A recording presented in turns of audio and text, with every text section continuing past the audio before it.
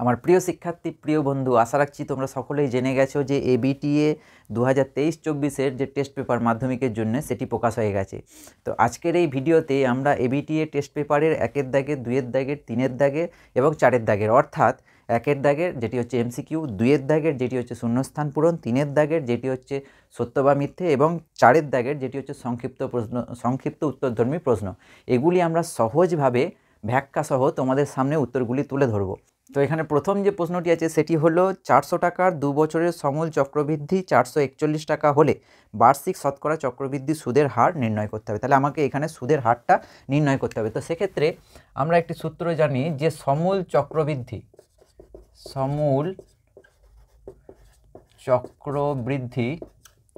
সেটাকে আমরা কি দিয়ে ডিনোট করি?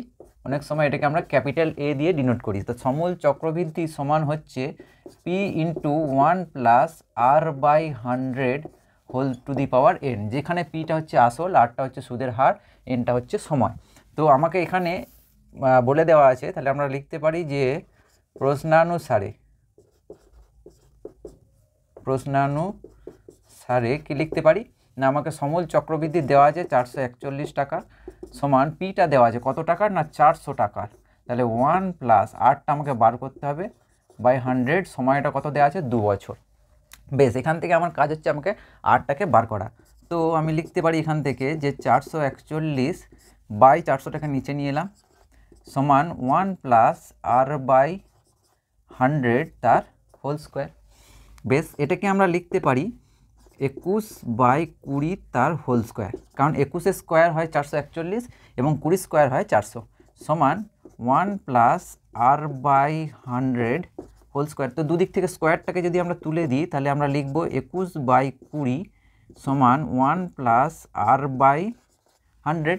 1টাকে আমি এদিকে নিয়ে আসছি, তাহলে সেক্ষেত্রে আমরা লিখতে পারি 21 বাই 20 মাইনাস 1 সমান হচ্ছে আর বাই 100, কারণ 1টা প্লাস ছিল, এদিকে এলে মাইনাস হয়ে গেল। তো এটাকে যদি আমরা লসাগু করি তাহলে সেক্ষেত্রে পাবো 20 লসাগু হবে। তাহলে আমরা লিখতে পারি 21 মাইনাস 20 সমান হচ্ছে আর বাই 100। বেশ, তো এরপরেতে আমি যদি এইদিকে করি তো সেক্ষেত্রে আমরা দেখতে পাচ্ছি 21 মাইনাস 20 মানে হবে 1, তাহলে 1 বাই 20 সমান হবে আর বাই 100। তো আমরা জানি যে সমানের নিচে নিচে কাটে, তো 20 1 20 আর 5 20 100, তাহলে এখানে 5 হবে। তাহলে সেখানে এরপরে যদি কোনাকুনি আমরা গুণ করি তাহলে আর সমান পাবো 5। তাহলে বার্ষিক শতকরা সুদের হার কত হলো? 5। তাহলে কোন অপশানটা কারেক্ট হবে? এখানে টাকায় অপশান দেওয়া আছে, এটা অ্যাকচুয়ালি পার্সেন্টেজে হবে।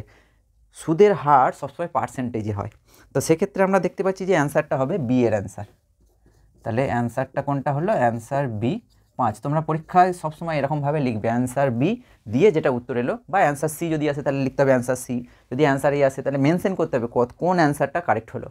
বেশ, নেক্সট আমরা দেখব পরের কোশ্চেনটি বলছে xy is to Z square, yz is to x square O zx is to Y স্কোয়ারের যৌগিক অনুপাতটি কী হয়? তো চলো দেখে নিই এই প্রশ্নটির উত্তর কী হবে।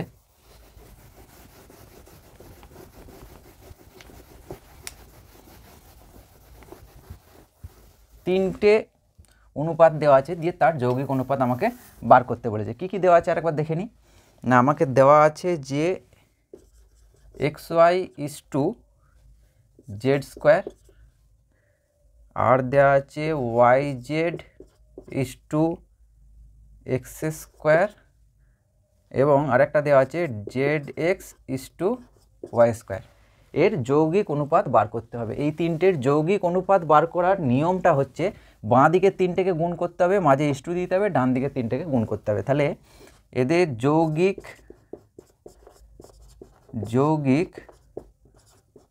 অনুপাতটি হলো কি বললাম না, বাঁ দিকে 3টেকে গুণ করতে হবে, অর্থাৎ এই 3টেকে গুণ করতে হবে।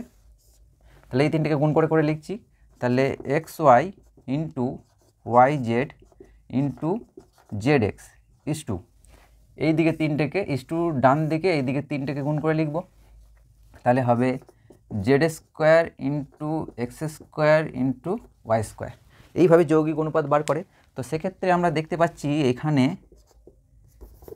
এখানটা কি হলো না এক্স দুবার আছে তাহলে এক্স স্কোয়ার, ওয়াই দুবার আছে তাহলে সেক্ষেত্রে ওয়াই স্কোয়ার, জেডও দুবার আছে তাহলে সেক্ষেত্রে হবে জেড স্কোয়ার ইজ টু, এখানেও তাই হয়ে গেল X square Y square Z square, গুণ আছে তাহলে আমি এক্স স্কোয়ারটাকে আগে লিখতেই পারি, তারপরে ওয়াই স্কোয়ার, তারপরে জেড স্কোয়ার, তো দুটোই সমান হয়ে গেল, তাহলে এখানে হয়ে যাবে 1:1। তাহলে উত্তরটা এলো 1:1, কিন্তু আমাকে এখানে দেওয়া আছে অপশানে সাম্যানুপাত, গুরু অনুপাত, লঘু অনুপাত না কোনোটাই নয় বলি, তো এক্ষেত্রে আমাকে দেখতে হবে যে অনুপাতের ডান দিক বাঁ দিকে যা আছে ডান দিকেও তাই আছে, মানে প্রথমে পূর্বপদ উত্তর, এইটাকে বলা হয় পূর্বপদ, এটাকে বলা হয় উত্তরপদ, তাহলে দুটোই সমান, তো সেক্ষেত্রে একে বলা হবে সাম্যানুপাত, অর্থাৎ এক্ষেত্রে অপশান এটা হলো অ্যান্সার হবে অপশান এ সাম্যানুপাত।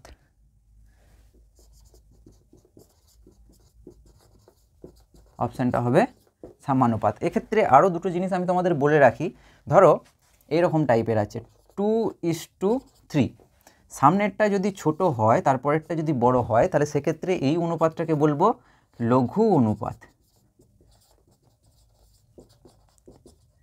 ঠিক উল্টোটা, মানে যদি এরকম হয় 3:2 এটাকে বলবো তখন গুরু অনুপাত।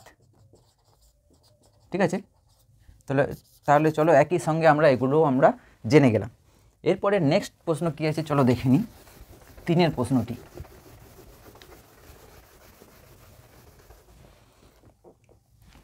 প্রশ্নটি বলছে এ ও বি বৃত্তের ব্যাস, সি বৃত্তের পরিধির উপরে যে কোনো একটি বিন্দু, এবং বলা আছে এসি সমান 3 মিটার, 3 মিটার নয় 3 সেন্টিমিটার, বিসি সমান হচ্ছে 4 সেন্টিমিটার হলে এ বি এর দৈর্ঘ্য।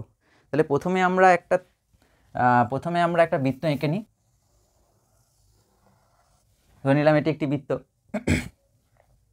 তো এখন বৃত্তের কেন্দ্রবিন্দু আমরা ধরলাম ও, এবং বৃত্তটার ব্যাস সেটি হলো এ বি। বেশ, পরিধির উপরে একটি বিন্দু দেওয়া আছে, এখানে একটি পরিধির উপরে আমি একটা বিন্দু ধরে নিলাম, এই বিন্দুটাকে বলা আছে সি, দিয়ে বলা আছে এসি সমান হচ্ছে 3 মিটার, এসিটা বলা আছে এটা হচ্ছে 3 মিটার নয় 3 সেন্টিমিটার, এবং বলা আছে যে বিসিটা হচ্ছে 4 সেন্টিমিটার, বিসিটা হচ্ছে 4 সেন্টিমিটার, এই দৈর্ঘ্যটা হচ্ছে 4 সেন্টিমিটার, দিয়ে আমাকে বলেছে যে এবি এর দৈর্ঘ্য অর্থাৎ ব্যাসের দৈর্ঘ্যটা আমাকে নির্ণয় করতে হবে। তো আমরা একটি উপপাদ্য জানি যে অর্ধবৃত্তস্থ কোণ সমকোণ, অর্থাৎ এই যে কোণটা, এই কোণটা কি হয়ে গেল 90 ডিগ্রি, অর্থাৎ এই কোণটা সি কোণটা হলো সমকোণ। তাহলে সমকোণ হলে ত্রিভুজ এবিসি একটি সমকোণী ত্রিভুজ হয়ে গেল, ত্রিভুজ এ বি সি এটা একটা সমকোণী ত্রিভুজ, যেখানে আমরা দেখতে পাচ্ছি যে সি কোণটা হচ্ছে 90 ডিগ্রি বা সমকোণ। তাহলে এই কোণটা যেহেতু সমকোণ, তাহলে তার অপোজিট বাহুটা সবসময় কি হয় অতিভুজ, তাহলে সেক্ষেত্রে এবিটা হচ্ছে অতিভুজ। তাহলে আমরা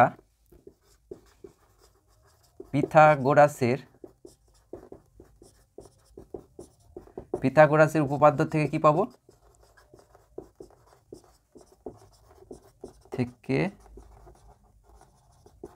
পিথাগোরাসের উপপাদ্য থেকে কি পাই না লম্ব স্কোয়ার, মানে ধরো আমি লিখলাম AC square plus BC square সমান হচ্ছে এবি স্কোয়ার, লম্ব স্কোয়ার প্লাস ভূমি স্কোয়ার সমান হচ্ছে অতিভুজ স্কোয়ার। তাহলে আমি এখান থেকে দেখতে পাচ্ছি যে এসিটা কত, এসিটা হচ্ছে 3 সেন্টিমিটার, তাহলে 3 স্কোয়ার মানে 9, বিসি স্কোয়ার, বিসিটা হচ্ছে 4, তাহলে 4 স্কোয়ার মানে হচ্ছে 16 সমান হচ্ছে এবি স্কোয়ার। তাহলে আমরা এখান থেকে বুঝতে পারছি যে 25 সমান হচ্ছে এবি স্কোয়ার, তাহলে সেক্ষেত্রে 25 মানে 5 স্কোয়ার, তাহলে 5 স্কোয়ার সমান হচ্ছে এবি স্কোয়ার, তাহলে সেক্ষেত্রে আমি পাবো এবি এর মানটা কত পাবো 5, তাহলে 5 সেন্টিমিটার হলো বৃত্তটির ব্যাস। তাহলে অপশান অনুযায়ী এখানে কোনটা কারেক্ট হবে, অপশান ডিটা হচ্ছে কারেক্ট অপশান, তাহলে অ্যান্সার হবে অপশান ডি 5 সেমি। বেশ, চলো এর পরের প্রশ্নটি কী আছে চলো দেখে নিই। এটি হলো 3 প্রশ্নটির উত্তর। 1 দাগের 4 প্রশ্নটির কি আছে দেখে নিই চলো। 1 দাগের 4 বলছে 1 দাগের 4 বলছে যে π/12 একে আমাকে এই π/12 এটি রেডিয়ানে আছে, রেডিয়ানটাকে আমাকে ডিগ্রিতে প্রকাশ করতে হবে। তাহলে কিচ্ছু না, অতি সহজ একটি অঙ্ক, এখানে আমাকে কি করতে হবে পায়ের জায়গায় 180 ডিগ্রি পুট করতে হবে, দিয়ে কাটাকাটি করতে হবে। তো প্রথমে আমি যদি 3 দিয়ে কাটি, 3 4 12, 4 হবে, 3 6 18, মানে এটা 60 হবে, 4 15 60। তাহলে আমি পেলাম কত ডিগ্রি? 15 ডিগ্রি। তাহলে কোন অপশানটা কারেক্ট অপশান হলো? তাহলে অপশান অনুযায়ী এখানে অ্যান্সার হবে বি এরটা, 15 ডিগ্রি। তো চলো তারপরের প্রশ্নটি দেখি। প্রশ্ন হচ্ছে 5, একটি লম্ববৃত্তাকার শঙ্কুর ব্যাসার্ধ বলে দেওয়া আছে আর, উচ্চতা এইচ, যেখানে এইচ ইকুয়ালস টু 2r, শঙ্কুটার আয়তন কি হবে? 5এরটা আমাকে বলে দেওয়া আছে কি একটা না, এইচ ইকুয়ালস টু 2r বলে দেওয়া আছে, যেখানে এইচটা হচ্ছে উচ্চতা, আরটা হচ্ছে শঙ্কুটির ভূমিতলের ব্যাসার্ধ। তাহলে আমরা জানি যে শঙ্কুর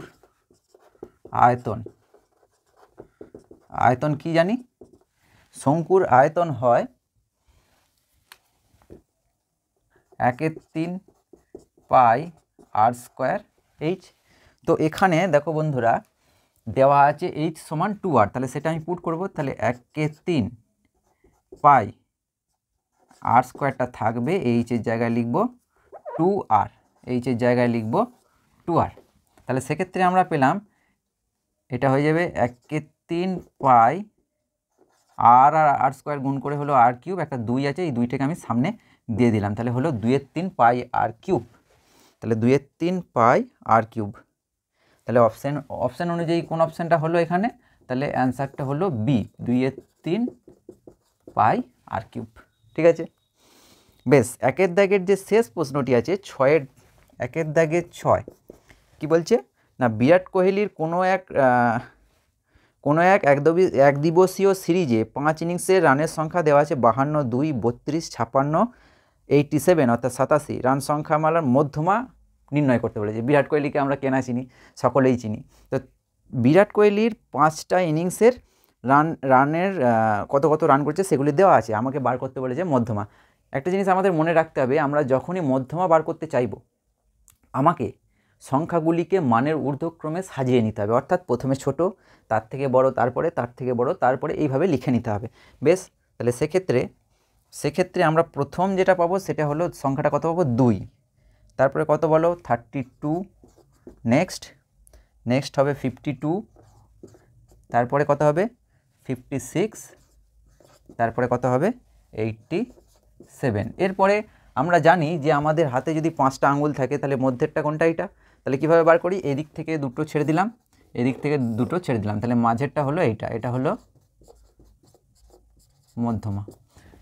এক্ষেত্রে ফর্মুলাও আছে বার করা, ধরো অনেকগুলি দেওয়া যায়, এইভাবে গুনে গুনে তোমরা যদি বার করতে না পারো, সেক্ষেত্রে যদি অযুগ্ম মানে হচ্ছে বিজোড় সংখ্যা, সেক্ষেত্রে ফর্মুলাটা হবে n+1/2, এটা হচ্ছে তম পদ। তাহলে দেখে নাও এখানে 1 2 3 4 5, তাহলে 5 আছে, তাহলে এনের জায়গায় 5 বসবে, 5 + 1/2 তম পদ, তাহলে 5 আর 1 6, 6/2 মানে 3তম পদ, 1 2 3 প্রথম থেকে 3তম পদ। কিন্তু তাহলে এটা কার ক্ষেত্রে না, অযুগ্ম হলে, পদ সংখ্যা যদি অযুগ্ম হয়। কিন্তু পদ সংখ্যা যদি যুগ্ম হয় তাহলে সেক্ষেত্রে মধ্যমা পাওয়া যায় 2টি, ধরো 6টি আছে, তাহলে 6টি হচ্ছে এই 2টি হবে মধ্যমা যদি মোট 6টি আঙুল থাকে। তো সেক্ষেত্রে ফর্মুলাটা হবে, একটা হবে n/2 তম, আর একটা হবে n/2 + 1 তম পদ। এটা কার ক্ষেত্রে? ইভেন অর্থাৎ যুগ্ম। যদি যুগ্ম হয় পদ সংখ্যা তাহলে সেক্ষেত্রে মধ্যমা কততম পদ হবে? 2টি মধ্যমা হয় যদি যুগ্ম হয়, তাহলে সেক্ষেত্রে n/2 তম আর n/2 + 1 তম পদ হলো মধ্যমা। ঠিক আছে, বেশ। এরপরে চলো আমরা যাই 2এর দাগের প্রশ্নে। এরপরে দেখে নিই চলো 2এর দাগের প্রশ্নগুলি কি আছে।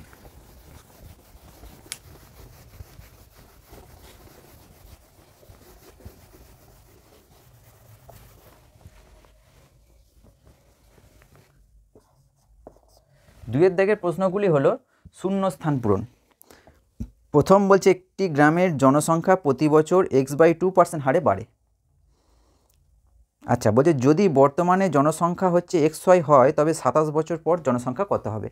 তো আমাকে কি বলেছে না, প্রতি বছর জনসংখ্যার বৃদ্ধি মানে হচ্ছে হারটা বলে দেওয়া আছে, পার্সেন্টেজ কী হারে বাড়ে সেটা কী হারে বলে দিয়েছে, x/2%। বেশ, বর্তমান জনসংখ্যা মানে পিটা বলে দেওয়া আছে, সেটা হচ্ছে xy। তাহলে 27 বছর পর মানে এনটা হচ্ছে 27। তাহলে সমহার বৃদ্ধি বা হ্রাসের ক্ষেত্রে আমরা জানি যে 27 বছর পর জনসংখ্যা হবে, সেই সূত্রটি হচ্ছে পি ইন্টু 1 প্লাস r/100 এই ফর্মুলায় বসাবো। তো এখানেও কয়েকটা আছে, যদি এখানে বৃদ্ধি পায় তাহলে সেক্ষেত্রে আরের আগে প্লাস হবে, যদি হ্রাস হয় তাহলে সেক্ষেত্রে মাইনাস হবে। একই রকমভাবে আমি 27 বছর পরের ঘটনা বার করতে চাইছি, সেই জন্য পি এর পাশে ইনটু হয়ে থাকবে। যদি এখন বর্তমানে একটি ঘটনা বলে দিয়েছে আগে কত ছিল সেটা বার করতে হয়, তাহলে পি বাই হবে। ঠিক আছে, এগুলি প্রত্যেকটি তোমরা সমহার বৃদ্ধি বা হ্রাসে জেনে যাবে। তো এক্ষেত্রে এই ফর্মুলাটি আমার কাজে লাগছে, কারণ আমি 27 বছর পরের ঘটনাটা বার করতে চাইছি। তাহলে এখানে আর পিটা দেওয়া আছে কত, XY ইন্টু 1 প্লাস আরটা কত, আরটা হচ্ছে x/2 বাই 100 যেমন আছে থাকবে, এনটা কত 2^27। তাহলে সেক্ষেত্রে এটা লিখতে পারি আমি 1 প্লাস এক্স বাই, এই দুইটা নিচে নেমে যাবে, তাহলে 2 × 100 200 27। এটা হবে উত্তর। বেশ, চলো এরপরে দেখে নিই 2-এর প্রশ্নটি কি বলছে। সমীকরণের বীজদ্বয় কি হবে? একটা সমীকরণ দেওয়া আছে, দিয়ে সমীকরণের বীজদ্বয় কি হবে সেটি জানতে চাওয়া হয়েছে। তো কি দেওয়া আছে না, cx² minus ax plus B সমান 0, এই সমীকরণটা দেওয়া আছে, দিয়ে আমাকে বলছে সমীকরণের বীজদ্বয় কি হবে। আমরা প্রথমে জেনে নেব জেনারেল ফর্মে কি হয় না। ধরো যদি এখানে স্মলে দেওয়া আছে তো আমি ক্যাপিটালে লিখছি এখানে, তাহলে ax² plus bx plus C সমান যদি 0 হয়, ঠিক আছে, তো সেক্ষেত্রে এখানে আমাকে জানতে চাওয়া হয়েছে কি না, সমীকরণের বীজদ্বয় হবে ড্যাশ। তো এই সমীকরণের ক্ষেত্রে বীজদ্বয় হয় x সমান -b plus minus √(b² -4ac by 2a। এটা হচ্ছে শ্রীধর আচার্যের সূত্র, আমরা সকলেই জানি। ঠিক আছে, তো এইটার সঙ্গে যদি আমরা কম্পেয়ার করি তাহলে আমরা এখানে দেখতে পাচ্ছি, তাহলে এই বিটা হচ্ছে এখানে দেখো পজিশন ওয়াইজ যদি তুলনা করি তাহলে সেক্ষেত্রে আমরা এক্ষেত্রে লিখতে পারি x সমান -b মানে হচ্ছে এই যে এক্সের সহগটা হচ্ছে b, তাহলে minus of a plus minus √(b² মানে minus a² b² minus 4ac, এটা হচ্ছে প্রথমটা, x² এর সহগ হচ্ছে a, তাহলে a সিটা হচ্ছে কনস্ট্যান্ট টার্মটা বাই 2a, তাহলে 2aটা হচ্ছে আবার c, তাহলে সেক্ষেত্রে আমি পাচ্ছি a plus minus √(a² minus 4bc by 2c। অর্থাৎ এখানে আমরা যদি কম্পেয়ার করি আমরা দেখতে পাচ্ছি যে a সমান হচ্ছে ক্যাপিটাল C, b সমান হচ্ছে মাইনাস a, আর ক্যাপিটাল C সমান হচ্ছে b। তাহলে এইটা যদি আমরা মেন এই যে শ্রীধরাচার্যের যে সূত্র সেখানে বসাই তাহলে আমরা সহজেই বীজদ্বয় পেয়ে যাব, এটি হবে। ঠিক আছে, বেশ, এরপরে যাওয়া যাক তারপরের প্রশ্নে। তো চলো 3-এর প্রশ্নটা কি হবে দেখে নিই। বন্ধুরা, তোমাদের যদি কোনো জায়গায় কোনো রকম সমস্যা থেকে থাকে বা বুঝতে অসুবিধা হয় তোমরা অবশ্যই আমাকে কমেন্ট করে জানিও, আমি যথাসাধ্য চেষ্টা করব তোমাদের সমস্যাগুলির সমাধান করার বা সমস্যাগুলিকে যাতে সলভ করা যায় সেই ব্যবস্থা করা। তাহলে 2-এর দাগে এরপরে আসছি আমরা 2-এর দাগের 3-এর প্রশ্নটা। একটি আয়তঘনের মধ্যে সর্বোচ্চ মাপের রডটি রাখা যায় কর্ণ বরাবর। ঠিক আছে, বেশ, তাহলে 4 নম্বর প্রশ্নটি যাই এবার।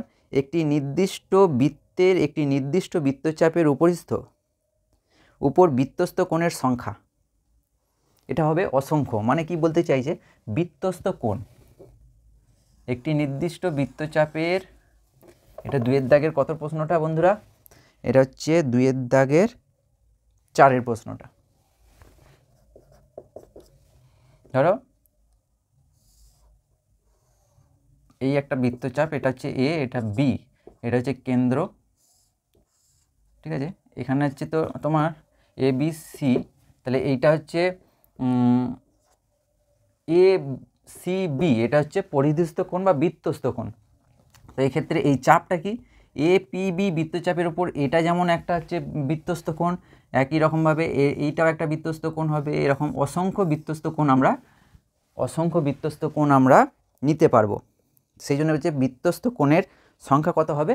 অসংখ্য। ঠিক আছে, আর এইটা হচ্ছে কেন্দ্রস্থ কোণ। কেন্দ্রে যে কোণটা উৎপন্ন হয় সেটা হচ্ছে কেন্দ্রস্থ কোণ, আর পরিধির ওপরে যে কোণগুলো উৎপন্ন হচ্ছে সেটি হচ্ছে বৃত্তস্থ কোণ। ঠিক আছে, বেশ। এরপরে আসছি পাঁচের দাগের প্রশ্নটায়।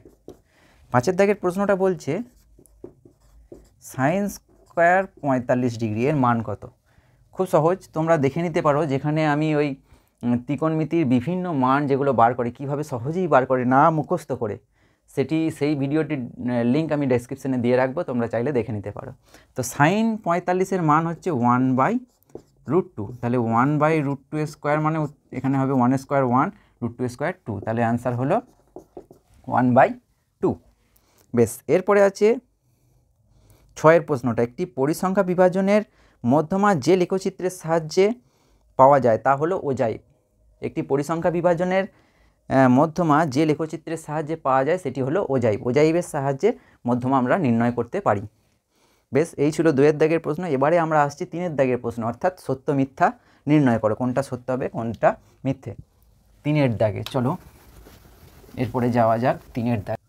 3-এর দাগের 1-এর প্রশ্নটা বলে দেওয়া আছে যে বার্ষিক X% হারে কোনো মূলধনের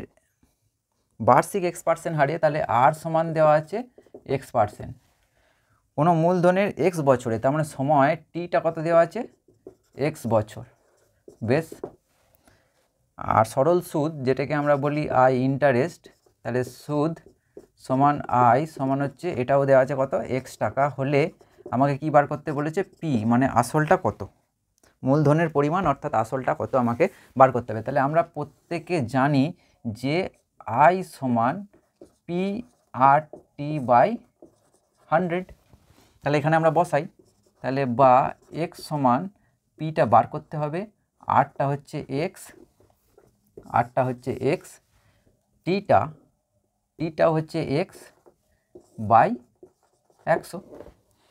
তো আমরা প্রত্যেকে জানি যে এক্সের নিচে কিছু নেই, মানে 1 আছে, আর সমানের ওপরে কাটে, তাহলে একটা X কেটে গেল, তাহলে এই 100টা ওপরে গুণ হবে, তাহলে 100, আর এই Xটা নিচে আসবে, তাহলে 100/X সমান হচ্ছে P।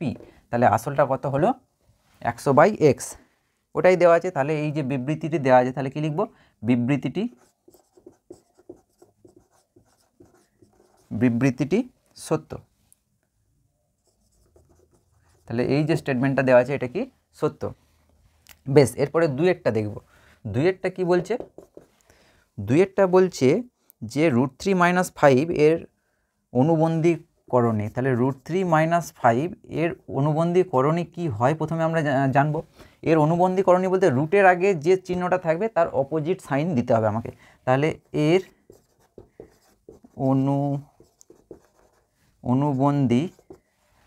অনুবন্ধী বানানটা ঠিক লিখলাম? করণী, এর অনুবন্ধীকরণী -√3 - 5, কারণ √3 আগে কিছু নেই মানে প্লাস আছে, তাহলে এর আগে কী হয়ে যাবে? মাইনাস। তাহলে সেক্ষেত্রে এখানে যেটা দেওয়া আছে √3 - 5ই দেওয়া আছে, তাহলে সেটা কি সত্য? না, সত্য নয়। তাহলে এক্ষেত্রে বিবৃতির কি হলো? মিথ্যা। বিবৃতিটি হয়ে গেল মিথ্যা। এরপরে বলছে 3-এরটা বলছে যে উন্নতি কোণের ক্ষেত্রে দর্শকের চোখ সর্বদা নিম্নমুখী হয়। তাহলে আমরা প্রথমে জেনে নিই যে উন্নতি কোণ জিনিসটা কি। ধরো এখানে একটা ঘুড়ি উঠছে, ঠিক আছে, আমরা একটা ঘুড়ি সুতো দিয়ে ওড়াচ্ছি, ঠিক আছে, সুতো দিয়ে ওড়ানো হচ্ছে ঘুড়িটাকে, আমি এখান থেকে ওড়াচ্ছি।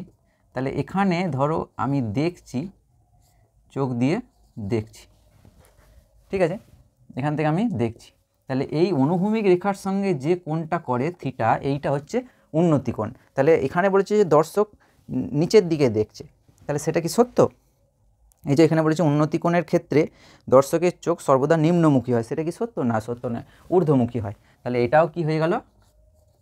মিথ্যা। ঠিক আছে, তাহলে 3 নম্বর যে প্রশ্নটা ছিল সেটাও কি হয়ে গেল? মিথ্যা। বেশ, এরপরে আমরা দেখে নেব 4-এর দাগের প্রশ্নটা। 3-এর 4,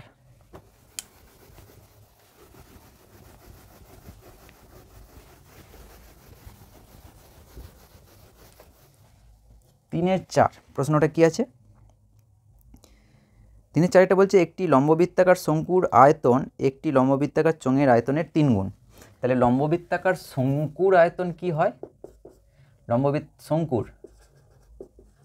লম্ববৃত্তাকার শঙ্কুর আয়তন সমান হচ্ছে 1/3 পাই আর স্কোয়ার এইচ। আর চোঙের আয়তন, লম্ববৃত্তাকার চোঙের আয়তন হচ্ছে পাই আর স্কোয়ার এইচ। আয়তন মানে ঘন একক হবে প্রত্যেকটায়। তাহলে এখানে কি বলেছে যে একটি লম্ববৃত্তাকার শঙ্কুর আয়তন একটি লম্ববৃত্তাকার চোঙের আয়তনের 3 গুণ। মানে চোঙের আয়তনের 3 গুণ মানে যে শঙ্কুর আয়তনটা বড় বলতে চাইছি যে চোঙের থেকে, কিন্তু সেটা নয়। অ্যাকচুয়ালি এইটাকে মানে আমি লিখতে পারি যে পাই আর স্কোয়ার এইচ সমান হচ্ছে 1/3 পাই আর স্কোয়ার এইচ, এই গোটাটা ইন্টু 3।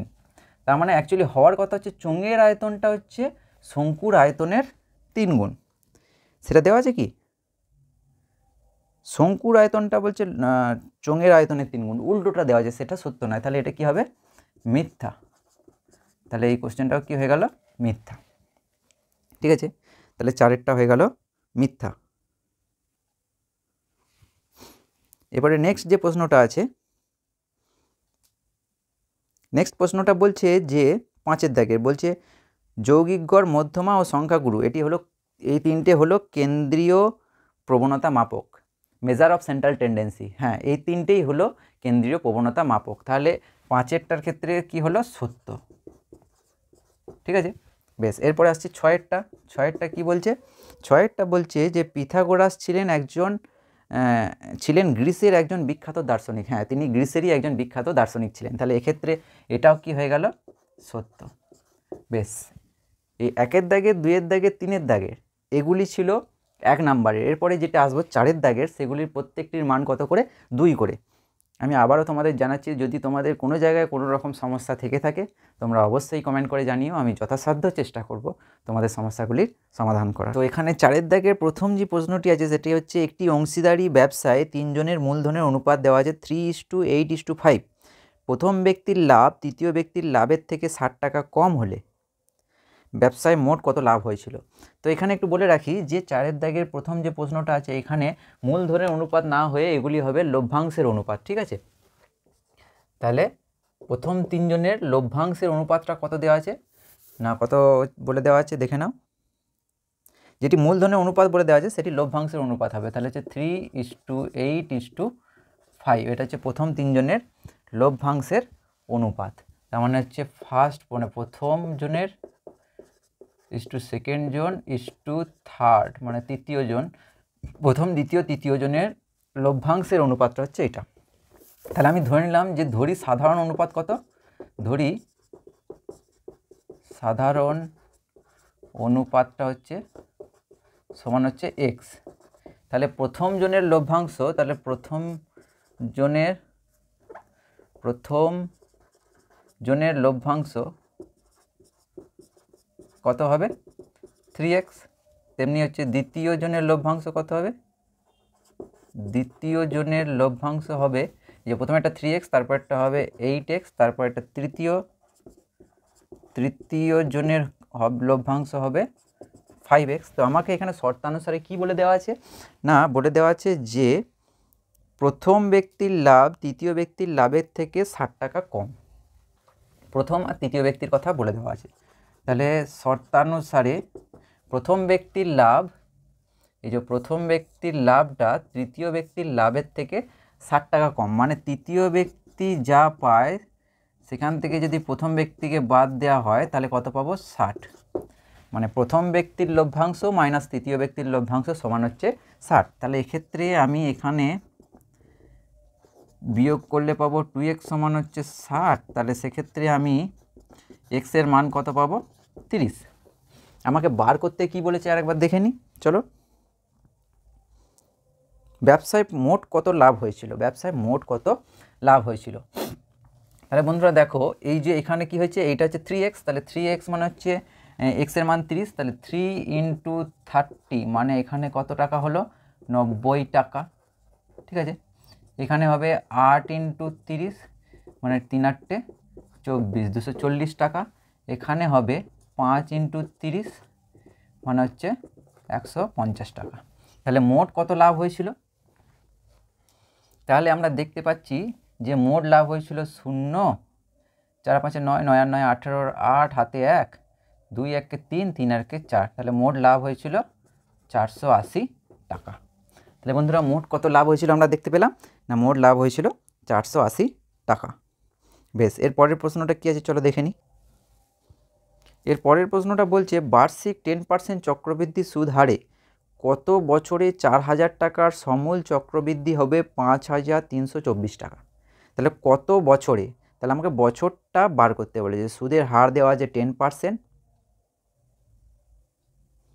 আসলটা দেওয়া আছে 4000 আর সুদে আসলে হয়েছে 5324 টাকা।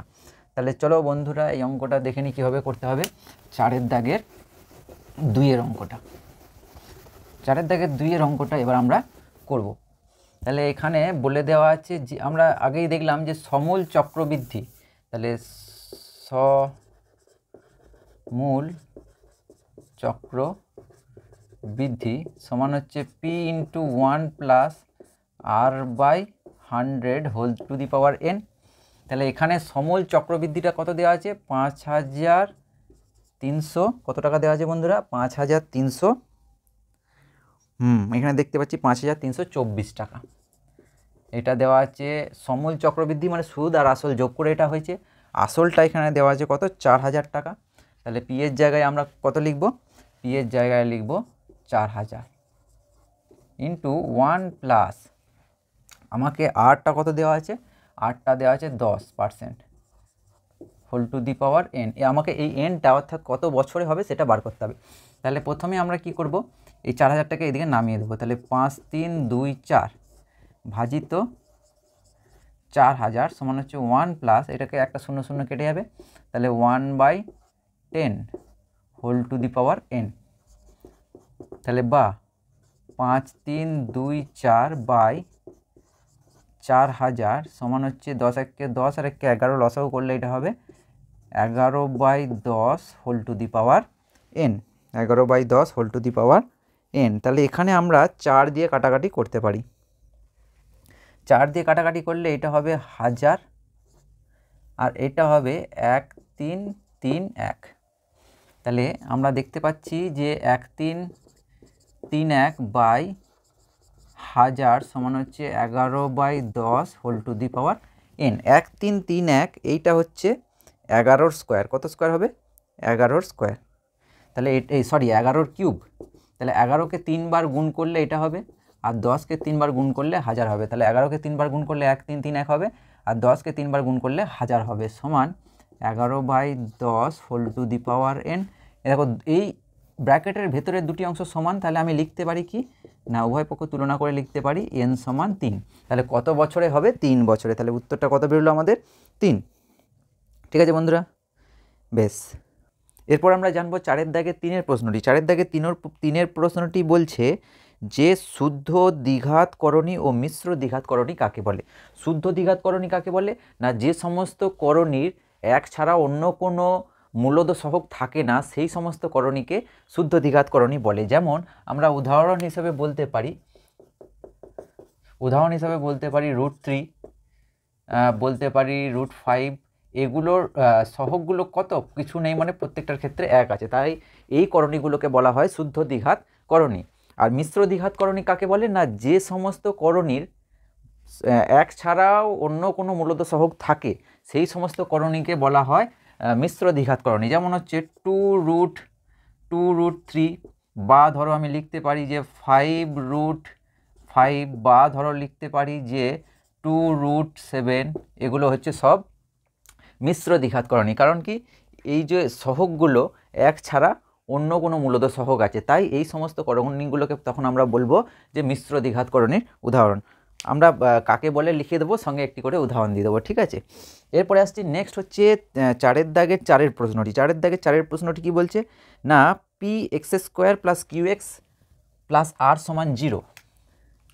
4-এর প্রশ্নটি বলছে px² + qx + r সমান 0। এই যে দ্বিঘাত সমীকরণটা আছে, এই দ্বিঘাত সমীকরণের একটি বীজ অপর বীজের দ্বিগুণ হলে প্রমাণ করো 2q² সমান হচ্ছে 9pr। ঠিক আছে, তো প্রথমে আমরা কি করছি যে দ্বিঘাত সমীকরণটির দুটি বীজ আমরা ধরে নিচ্ছি, একটা হচ্ছে আলফা আর একটা হচ্ছে 2 আলফা। কেন ধরলাম, বলে দেওয়া আছে যে একটি বীজ অপর বীজের দ্বিগুণ, তাহলে একটা আলফা হলে অপরটা কত হবে 2 আলফা। এখন আমরা জানি যে বীজদ্বয়ের যোগফল, দুটো বীজ একটা হচ্ছে আলফা একটা হচ্ছে 2 আলফা, তাহলে বীজদ্বয়ের যোগফল হবে আলফা প্লাস 2 আলফা। আর বীজদ্বয়ের যোগফল কি হয়, বীজদ্বয়ের যোগফল হয় ধরো এরকম ধরনের দেওয়া আছে, কীরকম ধরনের না ax² plus bx plus c সমান 0। এটা একটা দ্বিঘাত সমীকরণের স্ট্যান্ডার্ড ফর্ম, যেখানে আমরা জানি যে a নট ইকুয়ালস টু 0 হয়, মানে দ্বিঘাত সমীকরণের সাধারণ আকার। তো এর ক্ষেত্রে ধরো আমি দুটো বীজ নিয়েছি আলফা আর বিটা, তো দুটি বীজ আলফা বিটা হলে আলফা প্লাস বিটা সমান হয় -b/a। এটা হচ্ছে বীজদ্বয়ের যোগফল, আর বীজদ্বয়ের গুণফলটা হয় c/a। তার মানে কি, এইটা অ্যাকচুয়ালি বোঝায় মাইনাস এক্সটা হচ্ছে বিটা হচ্ছে এক্সের সহগ, তাহলে ওপরটা হয় এক্সের সহগ বাই x² এর সহগ, আর এটা হয় সি মানে হচ্ছে ধ্রুবক পদ বাই এ মানে হচ্ছে x² এর সহগ। ঠিক আছে, তো এইভাবে যদি আমরা বিষয়টিকে তুলনা করে নিতে পারি, তাহলে আমরা দেখতে পাচ্ছি যে এটা হবে মাইনাস b/a মানে হচ্ছে q/p। তাহলে এখান থেকে আমরা পেয়ে যাচ্ছি যে 3 আলফা সমান হচ্ছে -q/p। তাহলে এখান থেকে আমরা বার করতে পারি আলফা সমান হচ্ছে -q/3p। এটাকে আমরা 1 নম্বর দিয়ে রাখলাম। ঠিক আছে, বেশ, এই অংশটা এবার আমরা উপরে করে নিচ্ছি। হ্যাঁ, তাহলে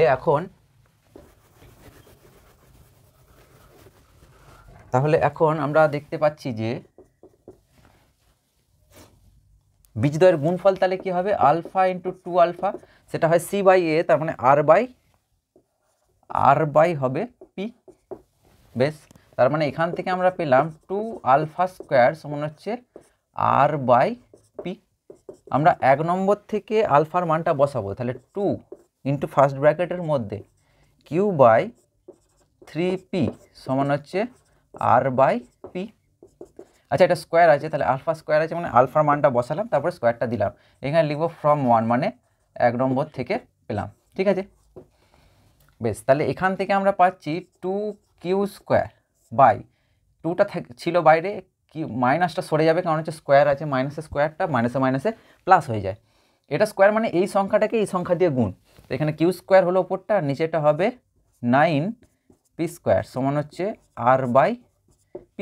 একটা p কেটে যাবে, তাহলে আমরা দেখতে পাচ্ছি যে যদি কোনাকুনি গুণ করি তাহলে 2q² সমান হচ্ছে 9pr। কেন কি, p এককে p, আর এখানে p² কেটে গিয়ে এখানে হয়ে গেছে 9p। তাহলে কোনাকুনি গুণ করলে হচ্ছে 2q² সমান হচ্ছে 9pr। এটাই আশা করি প্রমাণ করতে দিয়েছিল যে 2q² সমান হচ্ছে 9pr।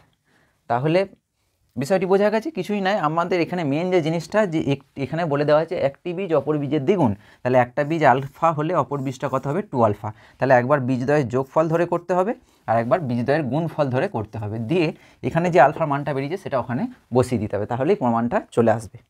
বেস্ট, এবার নেক্সট করব 4 দাগের 5 অঙ্কটি। তো চলো দেখে নিই 4 দাগের 5 অঙ্কটি কি বলছে। 4 দাগের 5, 4 দাগের 5 অঙ্কটি কি বলছে, চলো বন্ধুরা দেখে নিই। এবার 4 দাগের 5 অঙ্কটি বলছে ত্রিভুজ ABC আর ত্রিভুজ DEF এর, তাহলে দুটি ত্রিভুজের কথা বলা আছে। একটা হচ্ছে ত্রিভুজ ABC আর একটা ত্রিভুজ বলা হচ্ছে DEF। ঠিক আছে, তো এখানে বলছে যে এ কোণের সঙ্গে ই কোণ সমান এবং তাদের মান হচ্ছে 40 ডিগ্রি। এ কোণের সঙ্গে ই কোণটা সমান, তাহলে এখানে এ কোণ, তাহলে এখানে ই কোণ দিয়ে দিলাম, তাহলে এখানে ই দিলাম, এখানে ডি দিলাম, এখানে এফ দিলাম, তাহলে এটাও 40 ডিগ্রি আর এটাও কত ডিগ্রি 40 ডিগ্রি, এটা বলা আছে। বেশ, তারপরে বলছে যে AB is to ED, AB is to ED সমান বলে দেওয়া আছে AC ইজ টু EF, এটা বলে দেওয়া আছে। দিয়ে এবং বলে দেওয়া আছে আরও একটি কন্ডিশন দেওয়া আছে। কি দেওয়া আছে না অ্যাঙ্গেল F সমান হচ্ছে 65 ডিগ্রি হলে বি কোণটা সমান কত হবে এটা আমাকে বার করতে হবে। আর এই দুটো হচ্ছে প্রদত্ত মানে দেওয়া আছে। তাহলে বন্ধুরা দেখো এখান থেকে আমরা লিখতে পারি ইস টু মানে বাই আকারে লিখতে পারি। তাহলে এখান থেকে আমি লিখতে পারি AB বাই ED সমান হচ্ছে AC বাই EF। ঠিক আছে, আমাকে বি কোণটা বার করতে হবে, এটা মনে রেখো। তো এখানে আমরা দেখতে পাচ্ছি AB বাই ED, তাহলে AB এটা বাই ED এটা, এই দুটো বাহুর অনুপাতের সঙ্গে AC তার মানে হচ্ছে এটা এই বাহুটা আর EF এই বাহুটা, তার মানে এই দুটো বাহুর অনুপাতের সঙ্গে এই দুটো বাহুর অনুপাত সমান। এই মধ্যের কোণটা কি দুজনের ক্ষেত্রেই সমান। তার মানে কি হলো এই যে দুটো ত্রিভুজ আছে ত্রিভুজ ABC এটা সদৃশ্য হয়ে গেল কার সঙ্গে ত্রিভুজ DEF। তার মানে এই দুটি ত্রিভুজ সদৃশ্য হওয়া মানে আমরা এই যে এখানে যে F অ্যাঙ্গেলটা কত দেওয়া আছে 65, তাহলে F অ্যাঙ্গেলটার সঙ্গে আবার C অ্যাঙ্গেলটা সমান হবে। অতএব আমরা লিখতে পারি অ্যাঙ্গেল F সমান হচ্ছে অ্যাঙ্গেল C, অ্যাঙ্গেল F এর সঙ্গে অ্যাঙ্গেল Cটা সমান হবে। আর অ্যাঙ্গেল Fটা কত দেওয়া আছে 65, তার মানে আমরা পেয়ে গেলাম যে অ্যাঙ্গেল Cটাও কত হলো 65। তাহলে আমরা সহজেই বলে দিতে পারবো যে এই কোণটা কত হবে। কারণ কি আমরা জানি একটা ত্রিভুজে তিনটে কোণের সমষ্টি অর্থাৎ যোগফল কত হয় 180 ডিগ্রি। তাহলে সেই অনুযায়ী অ্যাঙ্গেল বি সমান হবে 180 থেকে বাকি দুটি কোণের যোগফল বিয়োগ হবে। তাহলে 65 40 প্লাস 65 সমান হচ্ছে 105 ডিগ্রি, তার মানে এটা হবে 75 ডিগ্রি। তাহলে বন্ধুরা এটার উত্তর কত হলো না 75 ডিগ্রি। ঠিক আছে, নেক্সট আমরা বার করব কোশ্চেন নাম্বার 6 এর অ্যান্সার। প্রশ্ন নাম্বার 6 প্রশ্নটা কি বলছে না 6 প্রশ্নটি বলছে যে একটি ত্রিভুজের পরিবৃত্তের কেন্দ্র হারিয়ে গেছে, তুমি কিভাবে সেটি পুনরুদ্ধার করবে। মানে পরিবৃত্তের কেন্দ্রটা কোন জায়গায় ছিল সেটা তুমি আর বুঝতে পারছো না, তাহলে এখন কোন জায়গায় পরিবৃত্তের কেন্দ্রটা হবে সেটা কি করে বুঝবে। না বলছে একটি ত্রিভুজের দুটি বাহুর লম্ব সমদ্বিখণ্ডক যে বিন্দুতে মিলিত হবে সেই বিন্দুটি হচ্ছে পরিবৃত্তটির কেন্দ্র। ঠিক আছে, বেশ, এরপরে হচ্ছে প্রশ্ন নাম্বার 7। প্রশ্ন নাম্বার 7টা কি বলছে না প্রশ্ন নাম্বার 7টা বলছে যে x সমান দেওয়া আছে x সমান বলছি x cos থিটা সমান দেওয়া আছে কত 5 আর y cot থিটা সমান দেওয়া আছে 7 দিয়ে আমাকে বলছে যে প্রমাণ করো x²/25 মাইনাস y²/49 সমান হচ্ছে 1। বেশ, তাহলে এখান থেকে আমরা লিখতে পারি যে cos থিটা সমান হচ্ছে 5/x। তো এখান থেকে আমি যদি cos থিটাটাকে উল্টে দিই তাহলে 1/cos থিটা সমান হয় sec থিটা, 1/cos থিটা সমান হয় sec থিটা। তাহলে এদিকটা উল্টে যাবে, তাহলে এটা হয়ে যাবে x/5। তাহলে কি করলাম দুদিকটাকেই 1/, করে দিলাম। তাহলে 1/cos থিটা মানে sec থিটা আর 1/, এটা মানে উল্টে যাবে, তাহলে 5/x ছিল এটা হয়ে যাবে x/5। এদিকটাও তাই, আমি কি করলাম প্রথমে cot থিটা বার করলাম, cot থিটা সমান হচ্ছে 7/y দিয়ে দুদিকটাকে উল্টে দিলাম, তাহলে 1/cot থিটা সমান হয় tan থিটা, তাহলে tan থিটা সমান পেলাম y/7। তাহলে এটাকে 2 নম্বর নাম্বারিং করলাম, এটাকে 1 নম্বর নাম্বারিং করলাম।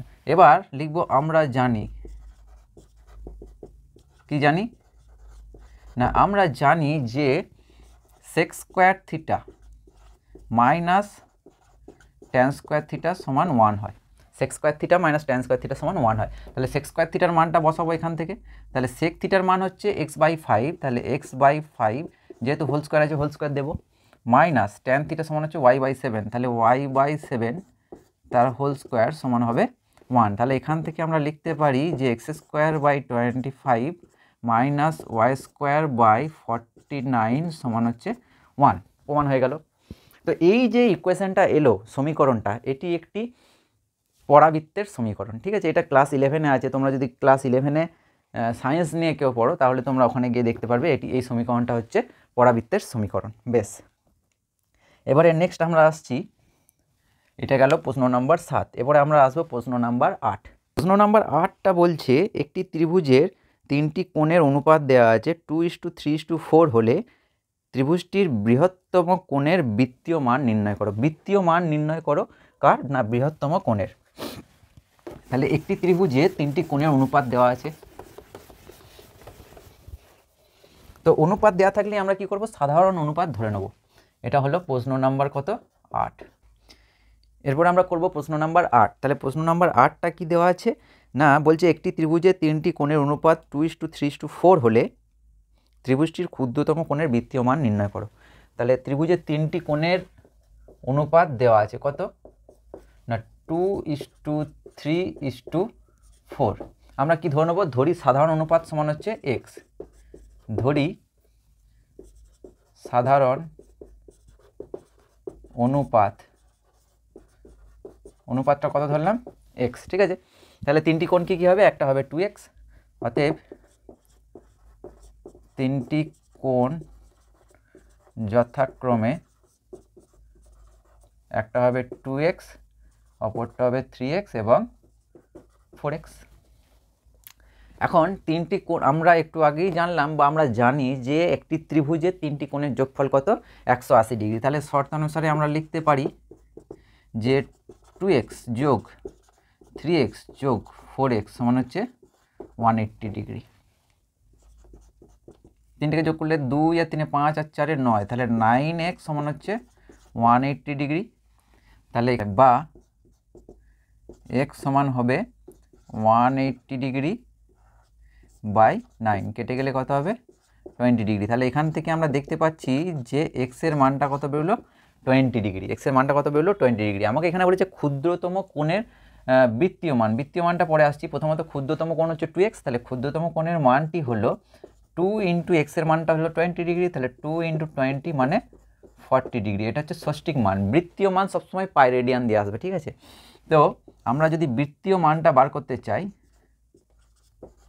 বৃত্তীয় মান 40 ডিগ্রি এসছে, 40 ডিগ্রিকে আমরা পাই বাই 180 দিয়ে গুণ করে দেবো। তাহলে এই গোটাটার কী হয়ে যাবে, তখন গোটাটা রেডিয়ান হয়ে যাবে, এত রেডিয়ান। 0 0 কেটে গেল, 2 9 দুগুণে 18, 2 দুগুণে 4, তার মানে হলো 2 পাই রেডিয়ান বাই 9, এটা হবে অ্যান্সার। এখন তোমরা প্রশ্ন করতেই পারো পাই বাই 180 দিয়ে কেন আমরা গুণ করলাম। তো বিষয়টি দেখো যে আমরা জানি যে কি জানি না, আমরা বার করতে চাইছি পাই দিয়ে, তাহলে প্রথমে লিখবো এটা আমরা জানি যে 180 ডিগ্রি সমান হয় পাই রেডিয়ান। তাহলে 1 ডিগ্রি সমান কত হয়, পাই রেডিয়ান বাই 180। আর আমরা বার করতে চাইছি 40 ডিগ্রি, তাহলে 40 ডিগ্রি সমান হচ্ছে পাই রেডিয়ান বাই 180 ইন্টু 40। তার মানে আমি দেখো যখন ষষ্ঠিক মানকে বৃত্তীয় মানে নিয়ে যেতে চাইবো, তাহলে যে ডিগ্রিটা আছে তার সঙ্গে পাই বাই 180 গুণ করতে হবে। আমি সেটাই করেছি ওখানে, ঠিক আছে। বেশ, এরপরে চলো যাওয়া যাক প্রশ্ন নাম্বার 9, অর্থাৎ 4-এর দাগের 9-এর প্রশ্নে। 4-এর দাগের 9-এর প্রশ্নটা কি বলছে চলো দেখে নি বন্ধুরা।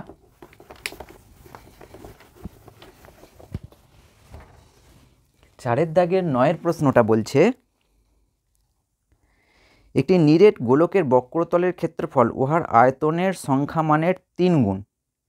নিরেট গোলকের বক্রতল মানে এই যে পার্শ্বতলটাই ওর বক্রতল, তাহলে তার ক্ষেত্রফল কত হয়, নিরেট গোলকের তাহলে একটা নিরেট গোলকের বক্রতলের ক্ষেত্রফল, তাহলে নিরেট গোলকের বক্রতলের ক্ষেত্রফল হয় কত হয় না 4 পাই আর স্কোয়ার। এটা হচ্ছে নিরেট গোলকের বক্রতলের ক্ষেত্রফল।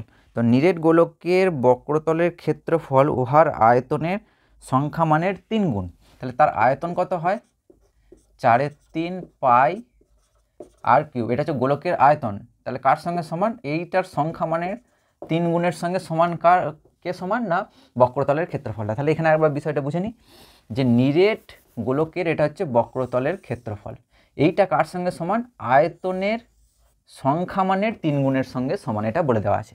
দিয়ে আমাকে কি বলছে না, এখান থেকে বলছে যে গোলকটির ব্যাসার্ধের দৈর্ঘ্য নির্ণয় করো। এখানে 8টা হচ্ছে গোলকটার ব্যাসার্ধ।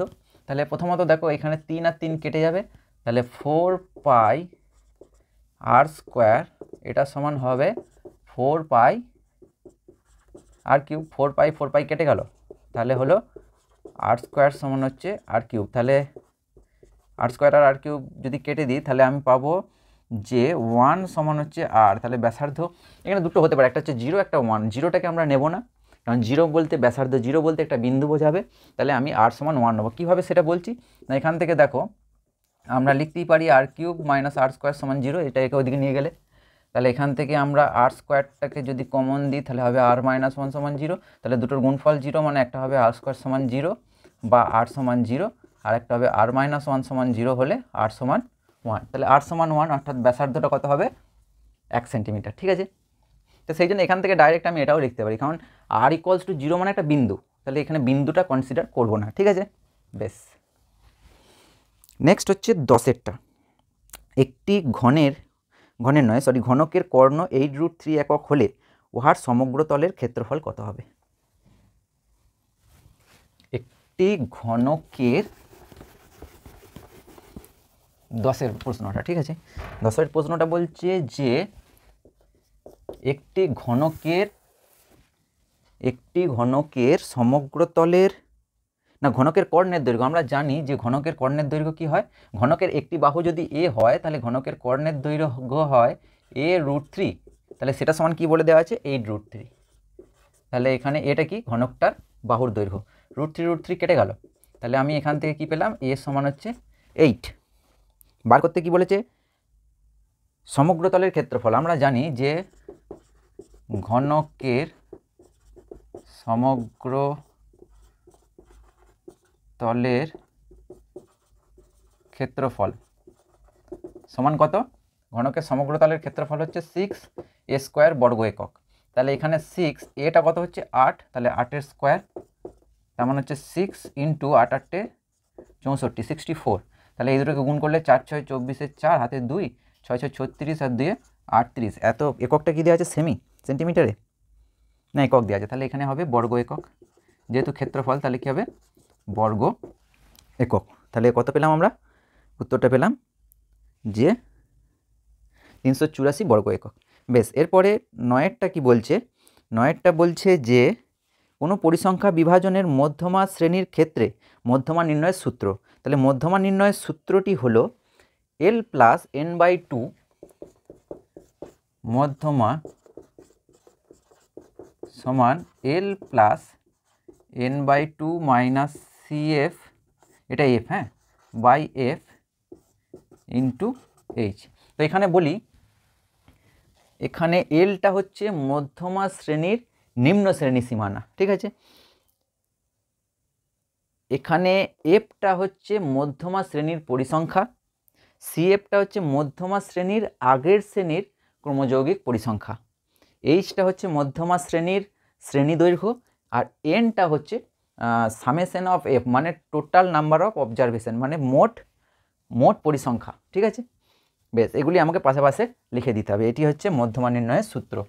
এই পেজের 4-এর দাগের যে শেষ প্রশ্নটি আছে, অর্থাৎ কোশ্চেন নাম্বার 12, সেটি হচ্ছে যে কোশ্চেন নাম্বার 12টা বলছে summation i equals to 1 to 3, আমাকে বলেছে যে 2i - 3 এইটার মান কত হবে। ঠিক আছে, তো এখানে সামেশন বলতে যে আমি প্রথমে 1 বসাবো, দিয়ে যোগ 2 বসাবো, মানে 1 থেকে 3 প্রতিটা নাম্বার আয়ের জায়গায় বসাবো। তাহলে প্রথমে যদি আমি 1 বসাই তাহলে এটা হবে 2 × 1 - 3 প্লাস, তারপরে 2 বসাবো, তাহলে 2 × 2 - 3 প্লাস 3 বসাবো, কারণ 3 অবধি আছে, 1 থেকে 3, মানে 1 বসাবো যোগ 2 বসাবো যোগ 3 বসাবো, কোথায় বসাবো আয়ের জায়গায়। তাহলে 2 বসানো হয়ে গেছে, এরপরে আয়ের জায়গায় 3 বসালাম, তাহলে 2 × 1 = 2 - 1, মানে এটা মাইনাস, 2 × 1 = 2 - 3 মানে -1, যোগ 2 × 2 = 4, 2 × 2 = 4 - 3 মানে হচ্ছে +1, যোগ 3 × 2 = 6 - 3 মানে হচ্ছে 3। এবার ব্র্যাকেটগুলো তুলে দিচ্ছি, -1 +1 +3, +1 - 1 কেটে গেল 3, তাহলে অ্যান্সারটা কত হলো 3। তো এই ছিল 1 থেকে 4-এর দাগের অবধি প্রশ্নগুলির উত্তর। এখানে তোমাদের যদি কোনো জায়গায় কোনো রকম অসুবিধা থেকে থাকে তুমি অবশ্যই কমেন্ট করে জানিও। আবার তোমাদের সঙ্গে দেখা হবে নেক্সট ভিডিওতে। ততক্ষণে খুব ভালো থেকো, খুব মন দিয়ে পড়াশোনা করো, কারণ সামনেই তোমাদের পরীক্ষা। তো গুড বাই।